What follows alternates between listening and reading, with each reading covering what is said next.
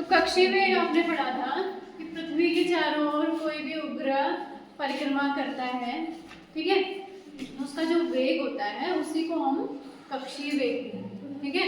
कक्षीय वेग कितना होता है किसी भी उपग्रह का? कक्षीय वेग आया था आपका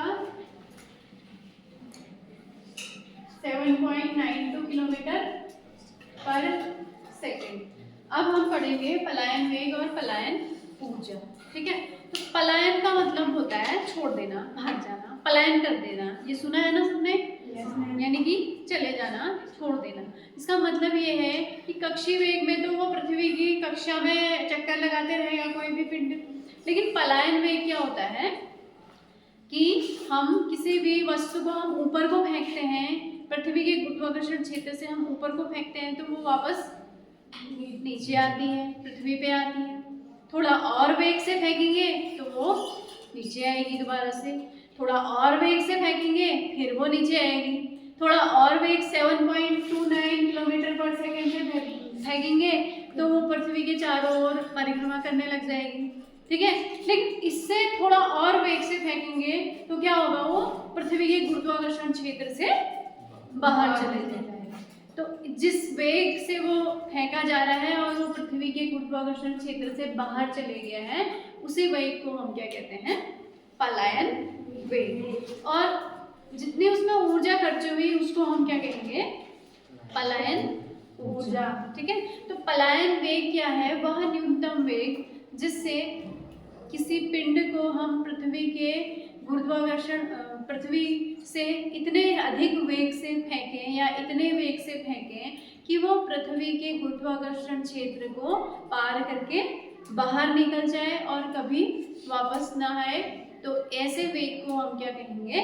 पलायन वेग। और जो इसमें ऊर्जा खर्च होगी या ऊर्जा प्राप्त होगी उसको हम क्या कहेंगे? पलायन ऊर्जा, ठीक है। अब आपने गुरुत्वीय स्थितिज ऊर्जा पढ़ी थी ना, यानी कि गतिज ऊर्जा वही होगी, है ना। तो गुरुत्वीय स्थितिज ऊर्जा अगर अनंत से अनंत में हम गुरुत्वीय स्थितिज ऊर्जा 0 मान लेते हैं, तो पृथ्वी तल पर जो गुरुत्वीय स्थितिज ऊर्जा का कॉन्सेप्ट आया था हमारा, यू बराबर कितना आया था? माइनस GME M अपॉन कितना आया था? R, ये था ना, ठीक है। यानी कि ये कोई पिंड है, अनंत पर है। हम स्थितिज ऊर्जा क्या होती है कि किसी भी पिंड को अनंत से गुरुत्वीय क्षेत्र के भीतर लाने में जो कार्य प्राप्त होता है या जो कार्य या एक कार्य प्राप्त होता है या जो कार्य कुछ करना पड़ता है उसी को हम क्या कहते हैं? गुरुत्वीय स्थितिज ऊर्जा, ठीक है। तो हम इसी ऊर्जा से, यानी कि ये क्या इसी ऊर्जा, यानी कि ये पृथ्वी तल पर हमारे जो स्थितिज ऊर्जा है वो क्या हो जाएगी? हमारी पलायन ऊर्जा, है ना। यानी कि पृथ्वी से किसी वस्तु को हम फेंक रहे हैं कहाँ? अनंत की ओर, ठीक है। तो हमको जो आपकी स्थितिज ऊर्जा निकली थी वही क्या हो जाएगी? उसकी पलायन ऊर्जा। लेकिन यहाँ पे प्लस आएगा क्योंकि हम क्या कर रहे हैं? पृथ्वी से उसको क्या कर रहे हैं? फेंक रहे हैं। तो ये आ जाएगी GME M अपॉन R, ये आ गई आपकी पलायन ऊर्जा, ठीक है। अब ये पलायन ऊर्जा किसके बराबर हो जाएगी? फिर हम किसी वस्तु को फेंक रहे हैं तो हमको क्या चाहिए? गतिज ऊर्जा चाहिए, है ना। तो गतिज ऊर्जा कितनी हो जाएगी? GME M upon RE equals to गतिज ऊर्जा हो जाती है हाफ mv/e²। अब VE क्या है? अभी तक हम V0 लिख रहे थे। V0 का मतलब ऑर्बिटल वेलोसिटी, है ना, यानी कि कक्षीय वेग, ठीक। VE क्या है? एस्केप वेलोसिटी, इसको हम एस्केप वेलोसिटी कहेंगे, एस्केप वेलोसिटी यानी कि पलायन वेग, इसको हम पलायन वेग कहेंगे, ठीक है। तो ये हमारा कुछ कट जाएगा इसमें, तो ये आ जाएगा आपका VE² इक्वल्स टू कितना आ जाएगा? 2GME अपॉन RE आएगा ना, आएगा। VE ये 2 इसके साथ चले जाएगा, 2GME अपॉन RE आ जाएगा, ठीक है। तो ये VE इक्वल्स टू इतना आ गया, तो VE इक्वल्स टू कितना आ जाएगा?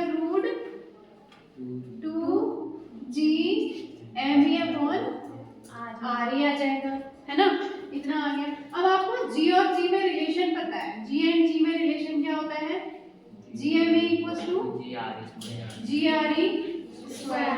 ये GMA की जगह हम GRE स्क्वायर रख देते हैं, तो BE इक्वल्स टू आ जाएगा आपका root 2 GRE square upon RE।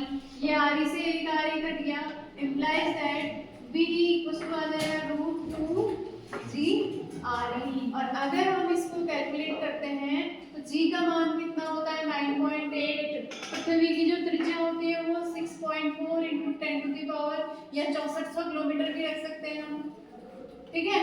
तो ये आ गया आपका 11.2 किलोमीटर पर सेकंड।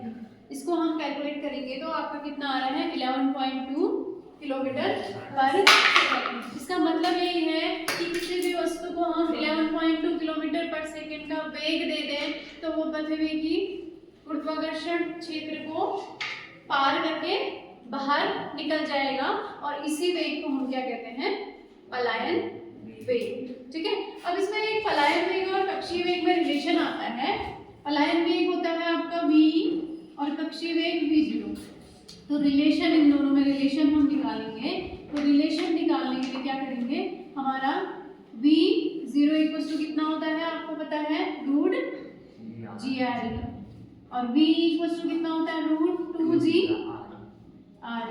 दोनों को हम डिवाइड कर देते हैं, दोनों को डिवाइड कर देंगे तो v0 upon VE equal to कितना आ जाएगा root GRE upon root 2GRE। ये कट गए तो ये आपका आ गया, यहाँ देख लेना v0 upon VE equal to 1 upon root 2, यानी कि VE equal to root 2v0। इसका मतलब समझ रहे हैं आप, ये है कक्षीय वेग, ये है पलायन वेग। यानी कि पलायन वेग कितना गुना है कक्षीय वेग का रूट 2 गुना।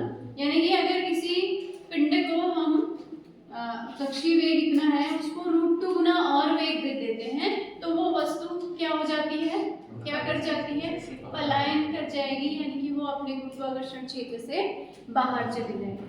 तो क्लियर हुआ ना कॉन्सेप्ट पलायन वेग का, इसको नोट करो।